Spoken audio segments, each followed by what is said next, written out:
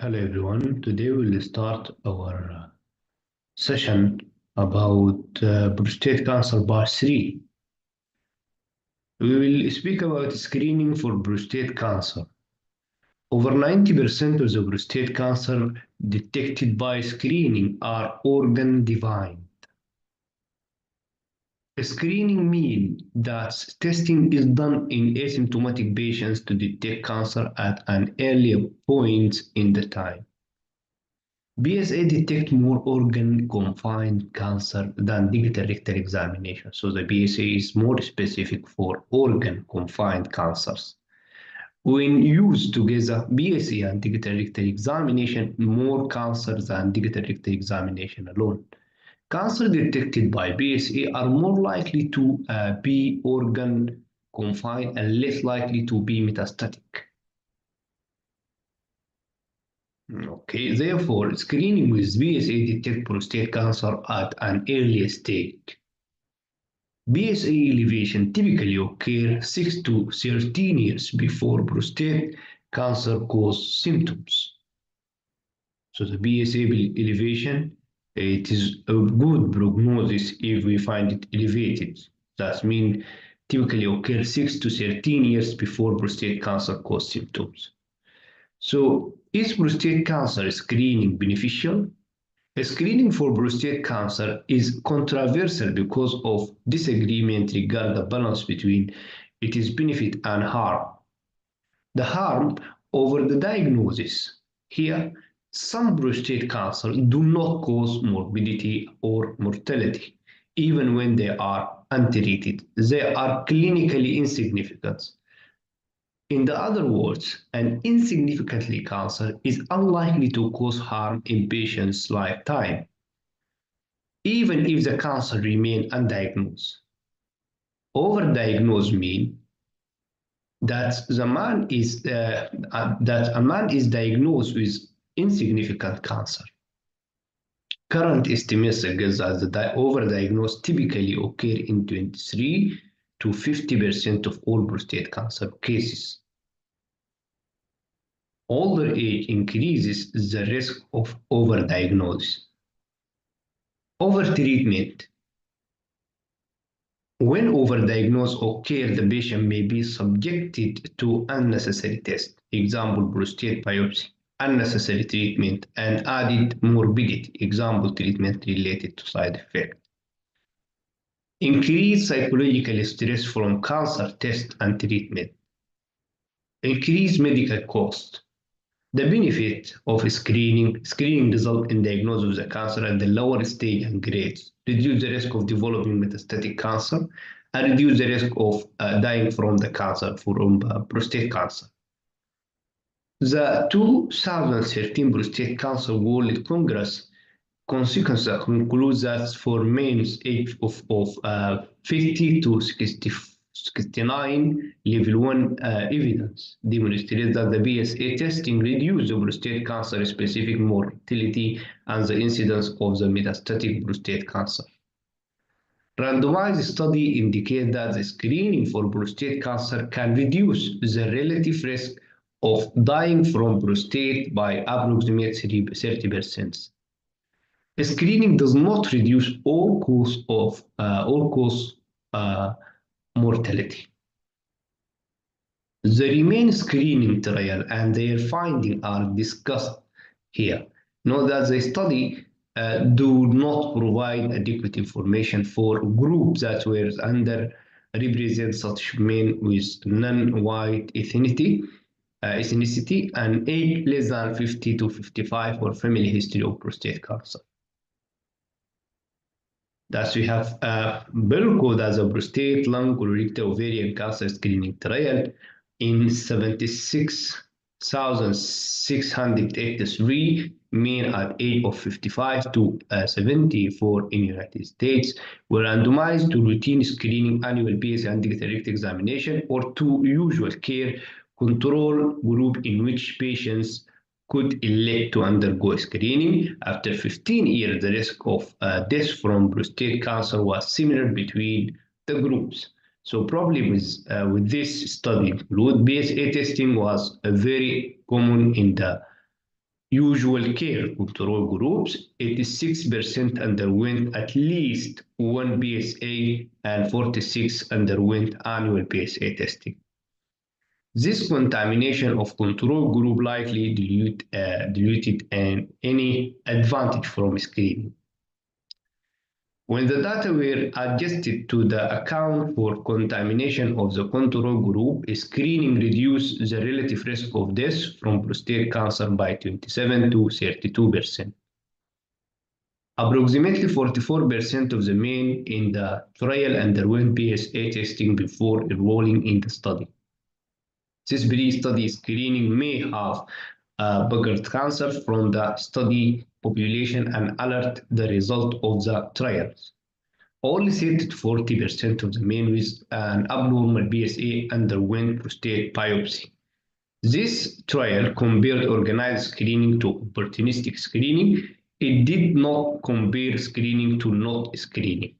All of the problems listed above severely limit to the relevance of the ALCO for determining if screening saves life.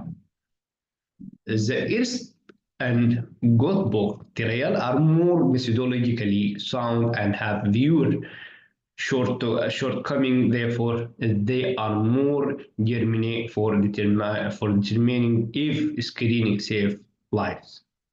CAP, that's a cluster randomized trial of PSA testing for prostate cancer, 825 men of age of 50 to 69 in United Kingdom were randomized to a group in which all men were offered a single PSA test, or to a group in which PSA testing was only offered if the patient asked about the PSA. After the median follow-up of 10 years, the risk of death from prostate cancer was similar between the groups. Screening did not reduce all-cause mortality. Problems with this study include this trial compared routinely offspring single PSA test to offering a single PSA test to offering. This is the trial. This trial compared routinely offering a single PSA test to offering a PSA test at request of patient. It did not compare screening to not screening. CAP offer only one PSA test per patient. ERSCEP, Burko, and Gothering utilize periodic PSA testing. Periodic screening with PSA is more sensitive for detecting prostate cancer than a single PSA test. A valid PSA test was obtained in only 34% of men in the screen group, which was not that much different than the 15% PSA testing rate in the control group. This limits the relevance of the CAP trial in determining if PSA screening saves lives. ERSPEX, that's European randomized study for screening prostate cancer, 182,000 men of age of 50 to 74 in 7 European countries were randomized to the PSA screening or not PSA screening, a predefined core group of 1,062 388 men of age 55 to 69 was the main focus of the study. Screening interval varied among the countries and ranged from 2 to 7 years. After 16 years of follow-up, screening significantly reduced the relative risk of death from the prostate cancer by 20%. However, this reduction in mortality was only seen in men age of 55 to 69 and not men of age of 70. The screening did not reduce all-cause mortality. Screening does not reduce all this cause mortality. So 570 men had to be screened and 18 men had to be diagnosed with cancer to prevent one death from prostate cancer. Also, BSA screening decreased the risk of developing metastatic prostate cancer. Problem with this study include, based on data from Netherlands, approximately 19% of the control group underwent PSA testing, but this is far less than 86% in bulk. However, when the data were adjusted to account for contamination of the control group, screening reduced the deaths from prostate cancer by about 25 to 31%. The screening test, interval 2, 4, or 7 years, and biopsy trigger PSA range 3 to 4 varied between countries. When data were analyzed by country, the relative risk of death from prostate cancer ranged from 0% to 51%, and Goldberg's trial, 20,000 patients of age of 50 to 64 Sweden were randomized routine PSA screen PSA every 2 years, or no screening control groups. After 18 years of follow-up, PSA screening significantly reduced the relative risk of death from prostate cancer by 35% in the men who started screening at the age of 50 to 64, all men in this study, and by approximately 53% in subgroup of men who started screening at the age of 50 to 59. 231 men had to be screened, and 10 men had to be diagnosed with cancer to prevent one death from prostate cancer. PSA screening decreasing the risk of developing metastatic prostatic cancer. A subset of men in the Goldberg trial were enrolled in the RESP trial. Key knowledge of this study include presumably few men in the control group underwent PSA testing. Few men underwent PSA testing before enrolling in this study. Most men with an abnormal PSA underwent prostate biopsy.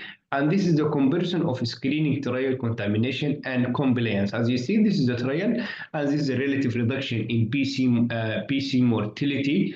Prostate cancer mortality screening that's unadjusted, and this adjusted and median follow-up by years, and had PSA before trial, and contamination in control group had PSA during trial, compliance in the screening group with PSA with biopsy, and this is POCO 0% for non-adjusted, for adjusted 27 to 30%, and median follow-up is 17 years, and he had PSA before trial, that's 44%, and those who have contamination had a PSA during the trial, 86%, and those who have screen compliance in the screens with PSA 99%, with biopsy 30 to 40%, and the CAP 0% unadjusted and no adjusted relative reduction in prostate cancer mortality screening, and 10%, 10 years median follow-up in CAPS, and insignificant PSA before the trial. And as you see, the contamination occurred in 10 to 15%, and here this is a compliance with PSA 34 with biopsy 85%, and this is because this is or ERCBC, that's 20% adjusted with relative reduction in prostate cancer mortality with screening. And this unadjusted and adjusted, it is 25 to 30% and 16%. That's 60 years, that's a median follow-up, and 30% that the patient has a PSA before the trial, 19% that the patient have contamination, 83% that have a compliance with PSA, and that's compliance with biopsy, it is 86%. And Goldberg, that's 35% adjusted in the relative reduction of prostate cancer mortality with screening, and no significant adjustments. And here we have the median follow-up years is 18 years, and 3% that the patient have a PSA, 3% have a PSA, and the contamination likely in Goldberg is low, and it is with PSA screening compliance 77, and with a biopsy is 94%. This is same, that is a comparison screening trial and design population. This is a study population and screening protocol. And this is Volkov and Spix and Goldberg. This is the number of the patients, as you see, and this is the range. And here, white race is in Volko is common, but the percentage of non-Hispanic white men is likely very high because proportion non-white European was low during the study periods. And here this is screening protocol, screening test, and this is a test in interval years. As you see, periodic, single, periodic BSA, periodic PSA. Periodic BSA and DR. And here this is the biopsy triggers. This is BSA more than 4, BSA more than 3, BSA more than or equal 3 to 4, or it is in range of 4. This is a comparison of screening trial contamination compliance, as you see it previously. What should a patient know before decide to be screening? In US, prostate cancer is the most common internal malignancy diagnosed in men. Approximately 12% of the US men will be diagnosed with prostate cancer in their lifetime. In the United States, the prostate cancer is the second most common cause of cancer-related deaths in men. However, the approximate chance of dying from prostate cancer is only 3%. When all races are included, the risk is 2.4% in the United States and 4.3% in the United Kingdom. The most prostate cancer do not cause death. Screening can reduce the relative risk of dying from prostate cancer by 30%, which means it decreases the actual lifetime risk by about 1%. Information specific to men of African ancestry. The men of African ancestry are more likely to develop prostate cancer. Men of African ancestry are more likely to develop the cancer at an earlier age, to have more advanced cancer, to have more aggressive cancer, and to die from prostate cancer. In men of African ancestry, the lifetime risk of dying from prostate cancer is approximately 2 times higher than other races. For men of African ancestry, the risk of dying from prostate cancer is 3.9% in the US and 8.7% in the United Kingdom. So it's very high. Before screening is offered, physicians should discuss benefit, risk, and limitation of the prostate cancer screening the patient. The decision to screen be shared decision between the patient and physician. The harm include overdiagnosis, overtreatment, and some prostate cancer do not cause mortality and morbidity even when they are untreated. They are clinically insignificant. In general, a man with insignificant cancer will have no harmful effect if his cancer remains undiagnosed. When insignificant cancer is discovered, the patients may be subjected to unnecessary tests, prostate biopsy, unnecessary treatment, overtreatment, additional morbidity, example psychological stress, and treatment-related side effects. Screening can increase the medical cost. Benefit include diagnosed cancer as a lower stage and grade, reduce risk of developing metastatic cancer, and also reduce risk of dying from prostate cancer. Screening typically consists of PSA testing with or without digital rectal examination. Screening with PSA or digital rectal is not 100% accurate. False positive results are common with PSA and digital rectal examination. Benign process often elevates the PSA and make the digital rectal feel abnormal, as we discussed previously. In fact, PSA generate false positive result approximately 60%. So very, very high, 60% of the time, depending on the PSA level that is used to trigger biopsy. Also, screening miss some cancer false negative result. If screening is abnormal, additional tests such as risk calculator, imaging, and other biomarker may be better define the risk of prostate cancer and risk of aggressive cancer. The diagnosis of prostate cancer requires a prostate biopsy. Prostate biopsy is an invasive process associated with low risk of a serious side effect. If cancer is diagnosed, management options include surveillance, or treatment, both of which entail potentially harmful risk. Some prostate cancer are less likely to cause harm even when they are untreated. Also, there are tests that can estimate the chance the cancer will be harmful. These tests are not 100% accurate. Cancers that are less likely to cause harm may be managed with surveillance. Surveillance may include subsequent blood tests, prostate exams, imaging, and repeat prostate biopsy. Treatment of the cancer can cause side effects such as erectile dysfunction, unnecessary urinary incontinence, and also bowel problem. This is the end of the session. Thank you very much. We'll meet